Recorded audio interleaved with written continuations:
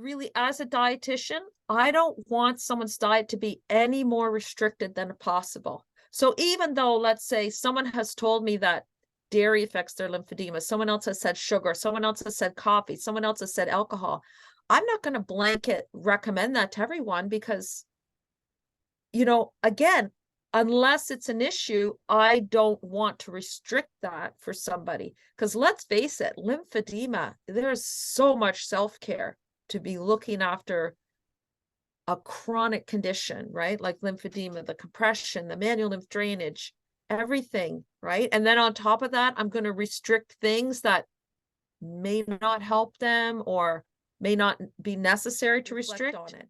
Because I have people do food records for me all the time. It's one of the tools I use as a registered dietitian, but sometimes they need help trying to make the connections and put things together. And that's where I could see, if you may say, well, try this journal and start filling it, but bring it back with you to the next appointment. We're going to spend 5 or 10 minutes looking at it. And you can help them and see, these 2 days, maybe they had trouble. Their lymphedema was very achy or really swollen or felt heavy. And you can ask them, besides the information there, what else were you doing that day? What was happening?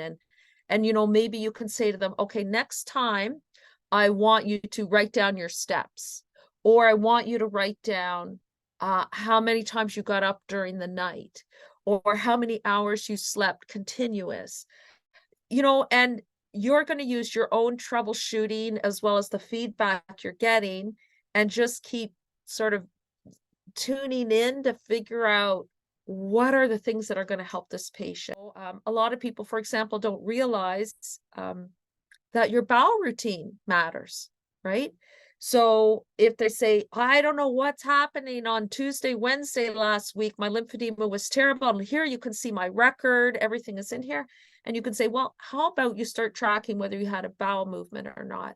And let's see if there's a connection there, right? And it's a great way to, for the practitioner to help the patient troubleshoot. And it's nice that they sort of start with a baseline of tracking, and then you add on things that you think will be helpful, because sometimes it can be overwhelming if they're tracking too many things at once. So you start with the basics and then you add on. And I see it as a really great feedback mechanism between the practitioner and the patient and helping troubleshooting and sorting things out.